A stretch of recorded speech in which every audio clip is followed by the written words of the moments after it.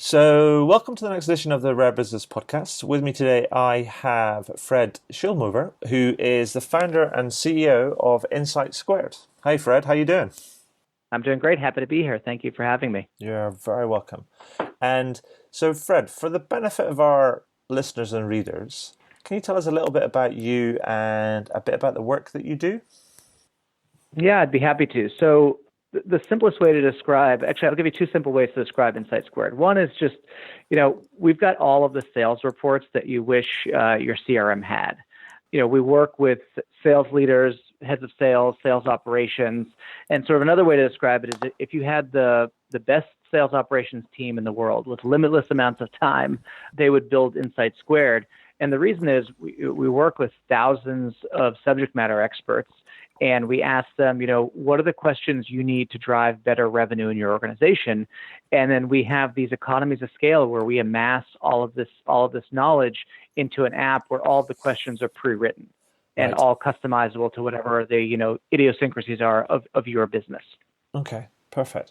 Now, we are not here to talk about sales. Well, then again, we sort of are, because before this is, and the cornerstone that around this interview is we had a conversation before, and we were talking about customer success and that whole the emergence of customer success as a thing, as it were. And you were kind of expressing some thoughts on that, and I wondered if you just to share with us some of your thoughts on the whole customer success kind of movement and how it's become a thing over the last couple of years. Yeah, well, it's interesting. Where you start is we're not here to talk about sales. We're here to talk about customer success. I don't think they're really that different anymore. Sure. And I think, there's been this huge shift to cloud computing, but there are a number of components of cloud computing. Part of it is, the multi-tenancy and the ability to update software and all sorts of benefits of the cloud. But there's another component which has nothing to do with the technology and is all about recurring revenue in nature. And that's a fundamental business shift that has changed the relationship, in my opinion, between the vendor and the customer, where previously you did have a sales organization, which, every year started sales and to some extent revenue, more or less, minus the maintenance stream from zero, and had to make up all their revenue from sales. So it encouraged a very sort of aggressive sales culture where with cloud computing, the vendor and the customer are much more aligned. So previously, like if I was buying an ERP system and I was going to spend $5 million on it, I very well knew that, half of these implementations fail. And as a result, if something was worth $5 million to me, risk adjusted, it's actually only worth $2.5 million. And that's all I might want to pay up front. Mm-hmm. Which is problematic for the vendor too, because they're not able to capture as much of that surplus value as they might have. You look at the way recurring revenue businesses are structured. If you have a project that's worth $5 million over 5 years, you're probably going to pay the vendor $1 million the first year, and then make a decision: am I going to continue that service? And over a 5-year period, if it goes well, you're willing to pay the vendor the full $5 million, which kind of grows the pie. It doesn't make it a zero-sum game where it's a battle between customer and vendor. On the flip side, it puts a whole lot more pressure on the vendor to deliver value, or they won't certainly probably recoup their sales and marketing costs, but they won't have a successful engagement with the customer. So I think it's fundamentally changed the business. And we see this rise of customer success, and I credit Nick Mehta and the team at Gainsight with a lot of that thinking around changing the way businesses operate. I think where I disagree is, does it need to be a C-level title? Does it need to be an entire department? Or in my opinion, is it a fundamental change in the way the entire organization works? So I don't think you necessarily need a customer success department or a customer success group. I don't think it's necessarily healthy to separate revenue in an organization between, acquisition and renewal, and have two not only potentially competing departments, but to some extent misaligned, where any of the lack of success on the customer success side on the renewals front could be attributed to bad behavior or problems that initiated pre-sale. So I think putting that all in putting the entire revenue category in one department makes a ton of sense. On the flip side, I think customer focus, customer success needs to be the responsibility of the entire organization. And that's the approach we're taking at InsightSquared. Yeah, because I mean, correct me, but you've actually gone on a bit of a journey with this because, correct me if I'm wrong, but you did have a customer success department, but then you moved away from that. Is that right? Yeah, so in 2017, we did have a customer success group. And what's interesting is if you look back, 5 years, the concept didn't really exist. Mm-hmm. So there's not a lot of customer success leaders, or if they are, they come from a number of varying backgrounds. So our customer success department consisted of the customer success managers, now whether you call them CSMs or account managers, AMs, but these are the folks that were responsible for the customer relationship and also the renewal. Mm-hmm. But then you had all of the other functions that were traditionally part of a services organization, support, implementation, customer enablement, professional services. And there are typically biases when you have a leader of a customer success group, either someone who came from a more commercial background or someone who came from more of a services background, but they're fundamentally different activities, in my opinion. And we our bias was more of a commercial background. So what happened is we had, I would say, some misalignment between our pre-sales and our post-sales team. Mm-hmm. And also a big focus of the customer success function was about revenue, which created two problems. Revenue or bookings, I should say. It created two problems. One, it didn't allow the rest of the group to have a real identity. Okay. Two, it really focused us on the wrong activities, which was getting the renewal versus driving the customer success. And I could talk a little bit more about that as well. Mm-hmm. And so now you say you had one, but now you've kind of like moved and you've got rid of the customer success, but you still, customer success is still ingrained within the organization. So what have you kind of done now to, if you like, to fold that sort of philosophy into the organization to handle all of this kind of misalignment and I guess biases and different incentives and all that sort of thing? Because I think that's an interesting thing, because it seems to me with this rise of this discussion, this debate, this movement that is customer success, that the first thing people do is default to a department or people and things. And I guess that's just one of those kind of things in terms of how people think that they should kind of handle it. But I'm interested in your journey being there, and now you've kind of moved away from it, but you still maintain that you're folding it into the business. And so I'm interested to see how you've handled that and made that, make those things all fit together. Yeah. So I'll tell you what we did in the short term. Okay. Which is we've sort of formally eliminated the customer success department. Mm-hmm. Kind of like a phoenix rising from the ashes. We formed a services department, and that services department has a mandate, and their primary mandate is to drive success through the products and services that we offer. Meanwhile, the folks who are sort of the quarterbacks of our customer relationship, and the folks who are responsible for the commercial elements, the renewals in particular, the upsells, the expansion, we move them into the sales departments. Now we have a sales department comprised of pre-sales and post-sales folks that do commercial activity. The other thing that we did, and this is, I think, sort of a temporal thing, it's going to change over time, is we didn't just create a customer success or account management function within sales. We actually embedded these customer success managers within the sales teams that cover certain territories. And the thinking there was, while we embarked on this journey wasn't going to happen overnight. And changing ourselves from, sort of much more of a product-focused company where to a customer-focused company was going to be something that took, more than a year, to be honest. And it's something we're still going to be working on for the balance of 2018. What we want to do is maximize the amount of alignment we can create by creating these sort of like small, almost nuclear families, where the pre-sales and the post-sales activity on the same accounts happen with the same people managed by the same manager. And the thinking was, naturally there would be more alignment there. Naturally, you're going to think, you know what, do I want to push this deal across the line, or do I want to make sure that we're fully aligned with the customer before I, potentially pass something over to my brother and sister, which may not be perfectly fully baked.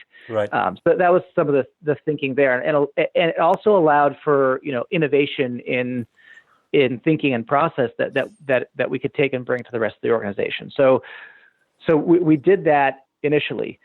The other thing that we did, and we started in this sort of Q2 of last year, was we stepped back and said, okay, instead of thinking of everything from our perspective, meaning how do we run a trial? How do we get folks to sign up with us? How do we implement and configure the software for them? We said, okay, let's think of every single aspect of what we do from the customer's perspective. So it's not about us running a trial, it's about them evaluating whether we're a good fit. It's not about us doing the configuration, it's them sort of building trust that we're doing the right things, and then exposing it to members of their team, and finally building it into the routine of their operating system. And that was a real fundamental change in perspective that I think we're trying to spread organization wide. Right. And so there's a couple of things that kind of that stood out for me there. I mean, so when you say you've lumped together some of the, you've embedded the CSMs into this kind of into the sales teams, the pre-sales and post-sales and stuff. Does that mean that you've also kind of you've kind of, I feel like, wrestled that alignment by giving them sort of shared incentives? So there's almost like a shared goal, and that's how that forces that alignment. And is it, that's the part one, I guess. And the second part was that this idea, you talked about the innovation in thinking and process, and that almost, and you talked about small kind of teams, and that almost makes me think about, you've got these small, autonomous, almost self-managed teams, a bit like an agile team in many ways. And is that kind of right, as just the proximity of people? It's just allowed better communication, and that's just fostered innovation and reflections on better ways of doing things. Yeah, I mean, the alignment was the primary objective, as you mentioned. First of all, putting all the revenue in one department, and not only that, breaking it down so that every team, the manager of that team, is compensated on sort of net change in ARR. Right. So much more aligned with the business. Like fundamentally, at the end of the year, what's important to us in our growth is how did our ARR change versus all of the other costs of the business. It doesn't matter if we had a really great year in sales, but then had a really bad year of customer retention. To some extent, that's even worse, because that's very expensive to do. Sure. So, what we did is we created perfect alignment between each of these sales teams and their manager and the organization. And as a result, there's a sort of automatically that trickle downstream. So, for example, if we were, the customer success management job is a pretty broad job in terms of skill set. You have to, understand how to deal with the entire life cycle of a customer, not just sort of the commercial element of it. So as a result, our account executives, to some extent have greater expertise in certain areas than our customer success managers. So they're able to lend a hand and help out.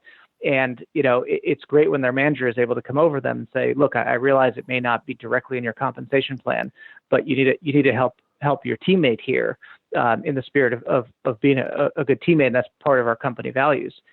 In addition to that, we actually did make it part of their compensation plan. Right. So now there's a portion of variable comp for our account executives, so the folks that bring new customers into InsightSquared, that's based on the success of their customers post-sale.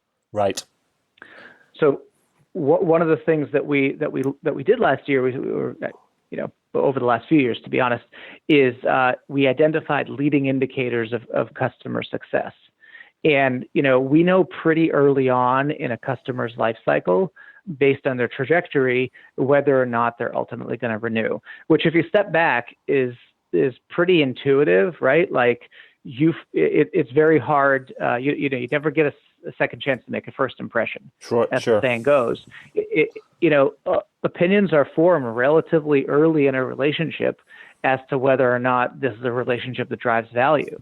So, we basically looked at a certain set of usage metrics, And we see very, very different shapes of the line of customers who ultimately renew and customers who ultimately don't renew.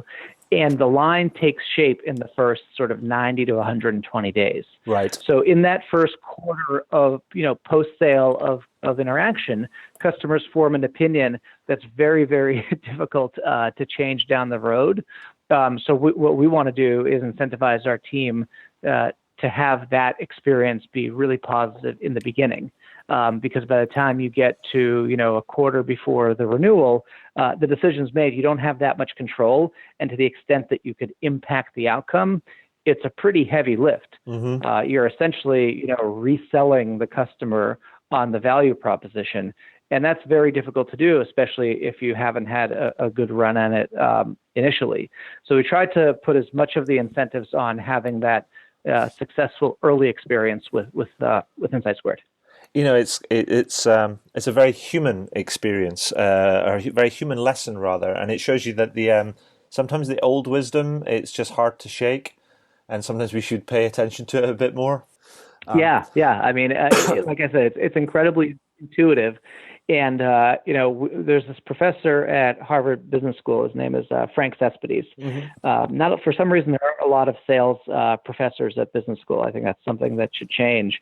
And he spoke at our company kickoff last year. And one of the things he said to me was really resonated. Like he was talking about all this research he had done over the years in sales. And he said, like, sales isn't physics. It's not complicated, but that doesn't mean it's easy. It's actually really hard to do the things that seem obvious. Kind of like, we all know we need to eat well and work out, but it's very hard to do that. Sure. And so I know it's a little bit early on the journey for you into making this sort of transition, and you've only really made this transition sort of as of kind of last kind of year. But what have you seen as being some of the benefits to date that are sort of manifesting themselves? Well, I think there are many, and we've seen them already in the sort of end results. Like at the end of the day, the way that you measure success of whether or not your customers are happy with you, whether or not you've driven value, is in your retention rate. Sure. And we've already seen positive movement in that. Even though that's a really lagging, it's a really lagging indicator to the work that you're doing. So we're already seeing it in the end results, but we're seeing it anecdotally lots of other places. I think our teams feel much more aligned than they did in the past. That there's not finger pointing, there's teamwork. Right. We've had feedback from our customers that this approach that we take to the customer journey is fundamentally different than the way they've interacted with us before. One of the key points there is we switched from this world of selling technology. We're very proud of the technology that we built, and we knew that it could be it was differentiated from the market, to selling specific business value. What were the outcomes that we were trying to solve for our customers? And along that path, we sort of identified, like, look, InsightSquared is a great tool to help you in your endeavors to improve your company. But if you want to improve the sales element of your company, there is a change management component there, meaning you've got to change as an organization as well. Sure. And one of the biggest changes in looking at things from our customer's perspective is realizing there are things they have to do to be successful that if they don't do, we collectively will not be successful.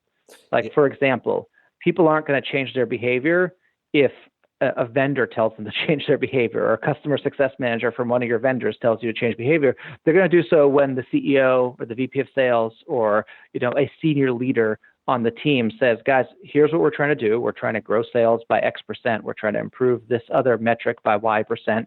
And we're going to have to do work to do that. So now we tell our customers up front, in entering into this agreement, you've got obligations as well, because on our own, we won't be successful.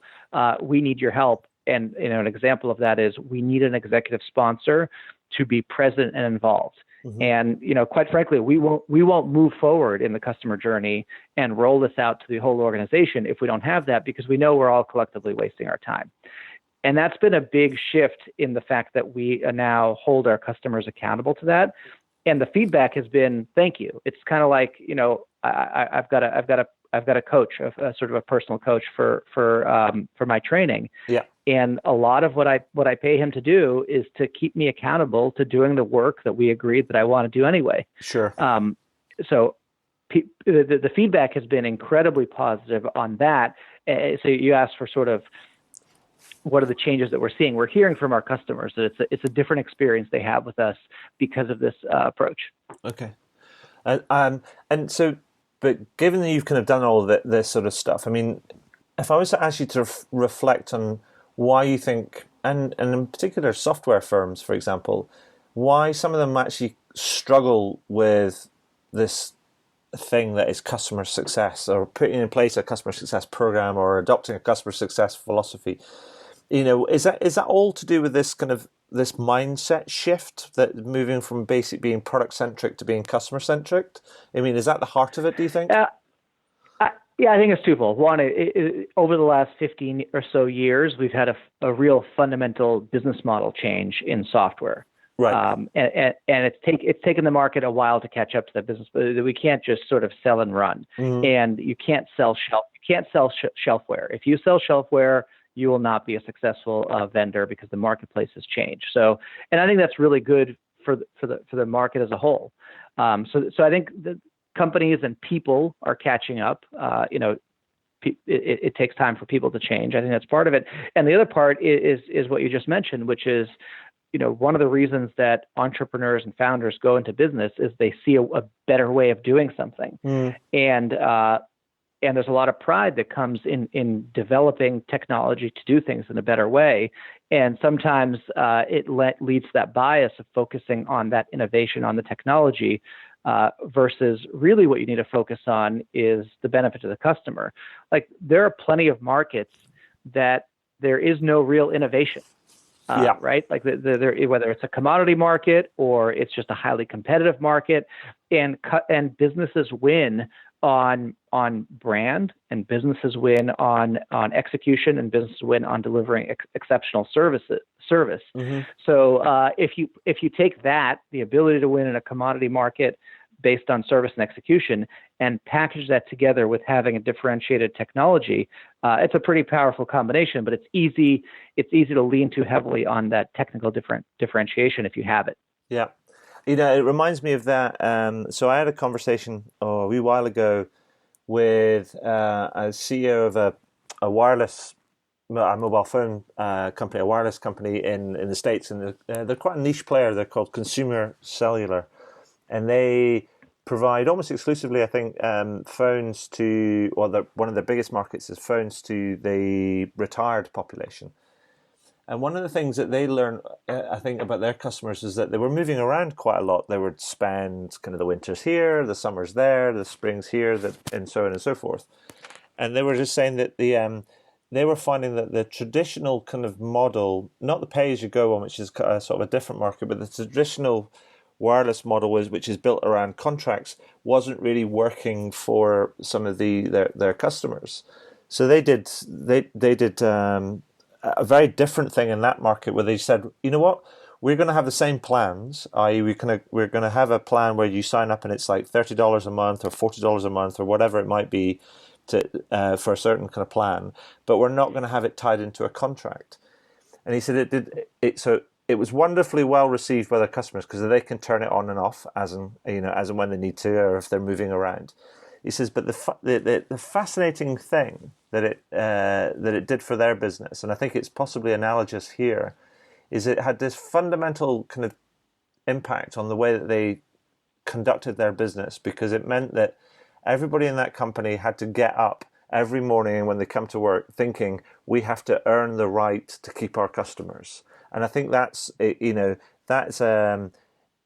no slack, there's no complacency. It just takes it all out of that. And I just thought it was a really interesting story. People haven't called that customer success, but I guess the customer success is, like you're talking about here, it's not about a program, it's about a philosophy. It's about sort of leaning into that the relationship you have with your customer, and not taking away the space to relax and to rest on your laurels.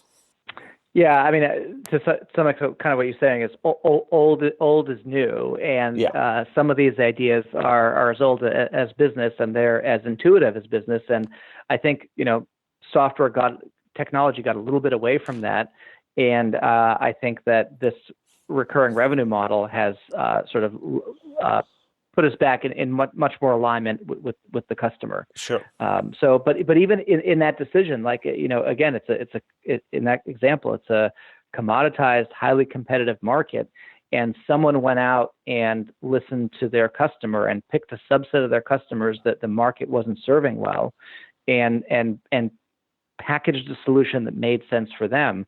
And to some extent, like that's how InsightSquared was founded, right? Like we're largely, we don't talk about our product this way, but we're largely in the business intelligence space. Yeah. Like if you go to G2 Crowd, that's the category they put us into. Yeah. And BI's been around for, close to 40 years. Sure. And when we talk to our customers, so this was line of business people in sales, if you were a small business, you couldn't afford BI because it was just too complex and heavy, and you needed dedicated operators and all that.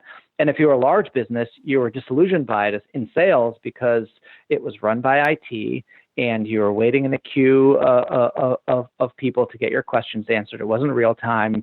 The line of business end users couldn't interact and interrogate the data the way they needed to, and ultimately ended up exporting and doing everything in Excel. And we said, well, there's got to be a better way. Let's build something that's specific for this category of people, and it fits them in a way that legacy BI doesn't. So I think we took a similar approach, but yeah, you have to start with the customer. Excellent. Now, I always ask when I'm speaking to different people that are doing some interesting stuff about, companies that they think that they sort of admire, or they think that are going about these things in the right sort of way. But I mean, are there other companies, but obviously other than yourselves, of course, that you think, what, I think they're getting it right. I really like what they're doing. I think there's something we can probably learn from them, or they're kind of leading their field, as it were, when it comes to this sort of stuff. Yeah, I mean, I think in the B2B space, I would definitely name Gainsight. I think they're doing a service to the market by being a thought leader in making customer success central to what the organization does. So I think that they and Nick leading that company is doing a fantastic job.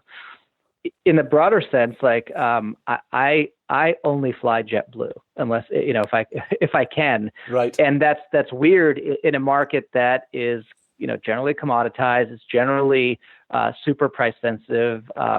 People buy the cheapest flight wherever they can, and also a market that's not historically been a place of good customer service. Sure. And I think they have, through a number of activities, put their customer first. They actually respond. When I fill out their surveys and there's an issue, they tell me how they're going about solving it. They've got programs that are great for their loyal customers that you don't have to fly, 1 million miles a year for. So they do a lot of things. They do a lot of things really well. So I think that's a company that's done a great job in the B2C space. Excellent. And so the next question is around this idea. So if I've got some executives or entrepreneurs or leaders kind of listening in to this interview or reading the highlights and things, and they're in that sort of they're in the kind of customer success sort of space, or they're wrestling with that idea, or they want to try and input, that type of program or philosophy or approach into their kind of business. I mean, what sort of advice would you kind of give to them? Where should they start, or what should they be thinking about based on kind of your kind of journey so far, which is actually kind of changed kind of quite kind of markedly? Yeah, I think there's sort of a couple different thoughts. One is every situation is contextual. So, our organizational structure probably won't be our organizational structure in 2 years, and isn't necessarily right for everyone. So I would say it really depends on what you're trying to accomplish. And there's trade-offs, right? There's trade-offs by putting the CSMs in the sales team versus a specialized team, and having a sort of dotted line relationship to the person running customer success. So I think there's trade-offs. So understand what it is that you're trying to accomplish, and make the right decisions with trade-offs. The other, we talked a lot about, like, you can't differentiate on product. You have to be able to win on service and kind of think about the two things separately. Like, you want to be able to accomplish the goals for your customers through incredible service alone. By the way, that may mean that you need to do things other than deliver software. If you're in technology, you may need to, build a professional services function, or do other things around training and consulting, or find people that can, if you don't want to do those yourself. Because ultimately, what people are looking for is a solution to solve a problem, not a piece of technology. Sure. And then the last thing, which again seems incredibly obvious, but I find examples of folks not doing that, including from time to time ourselves, is go talk to your customers. I spend a lot of my time talking to our customers on the road, meeting with people, having dinner, going to their office, seeing how they use InsightSquared, asking them for their complaints. I appreciate the pats on the back, and I know we've got a bunch of really loyal Rabbit fans out there that make me feel great about it. But ultimately, I want to figure out how to serve our customers better. So I spend a meaningful portion of my time interacting with customers. So if you don't know where to go, listen to the folks that you're serving. Perfect. So one quick question before I ask you my final kind of question. I always ask at the end of these interviews, and given that you talked about this is kind of a bit of a journey and you've made a big kind of change and stuff, and like you said, it's like your structure now might not be the same as it's going to be in sort of 12 or 18 months time. So what's next kind of for you now? What are the sort of big challenges that you think, right, these are the things we've got to knock off for this this coming year, in terms as you evolve this customer success philosophy, as it were? Yeah, so I think we've done a good job identifying what our ideal customer journey looks like, and we've put a lot of the steps in place to make sure that we're handling pre-sales better, and we're implementing and servicing for our customers better, and moving through that journey. I think the next part is make this part of everything we do in the entire organization. Like make this. So Jeff Bezos talks about customer obsession as being one of Amazon's core values. Yeah, I think broadening it so every aspect of our organization, all decisions are made through the lens of our customers, is a big part of what we need to do next. Okay, and quickly, Fred, is there anything that that you want to add that we've missed out before I ask you my final question? No, I think there's been a great conversation so far. Excellent. So that brings me to my final question, Fred, that I always ask at the end of these interviews, and I'm now proud to say that we are over 250 in number, which makes me kind of shudder a little bit in terms of the number of people I've talked to. But anyway, so the question is this, Fred, is there anything that you would like to shamelessly plug? Sure. Yeah, of course. Look, our perspective is pretty simple. If you've got Salesforce.com and you have salespeople and you don't have InsightSquared, in my humble opinion, I think you're doing your business a disservice. So come talk to us. We just won G2 Crowd's #1 ranking in customer satisfaction. This is 4 years in a row. So the things that we talked about, we practice what we preach. Go read our reviews, listen to our happy customers, and give us a call if you think we could be of service.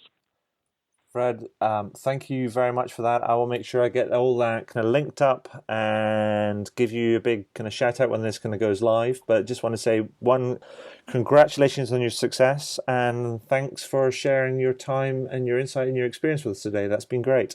Absolutely. It's been a pleasure. Thank you.